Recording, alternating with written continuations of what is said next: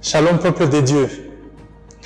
Avez-vous déjà remarqué, et ça je ne fais que paraphraser ce qu'un prophète dit, que les voix de Dieu sont au-dessus de nos voix, que ses pensées sont au-dessus de nos pensées. Mais ce n'est pas l'objet de cette exhortation.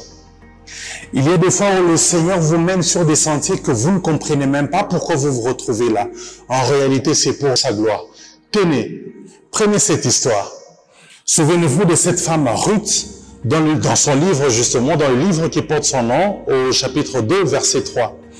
Ruth se retrouve dans le champ de Boaz. La Bible dit, elle entre dans le champ et par chance, c'est le champ de Boaz pour aller récolter.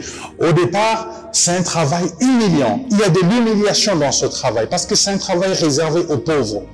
Mais j'aime la pensée de Dieu parce qu'elle est extraordinaire. Derrière cette humiliation en apparence, se cache une grande gloire. Derrière le travail que Dieu vous donne, qui paraît anodin aujourd'hui, se cache toute sa gloire. Est-ce qu'il y a quelque chose que le Seigneur vous a demandé? Souvenez-vous des Ruth bien-aimées. Derrière le travail qu'elle fait, il y a sa rencontre avec Boaz. Derrière cette rencontre, il y a un mariage. Et derrière ce mariage, il y a la lignée de Christ. Autrement dit, elle qui n'était pas qualifiée, elle qui n'était pas juive, va se voir qualifiée et entrer dans la lignée de notre Seigneur.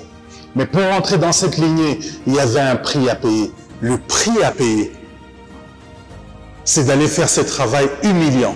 Le prix à payer, c'est d'aller ramasser les épis de maïs. Y a-t-il quelque chose que vous avez à cœur de faire, mais vous avez l'impression que c'est humiliant? Faites-le. Derrière cette humiliation se cache la gloire de notre Seigneur. Soyez bénis.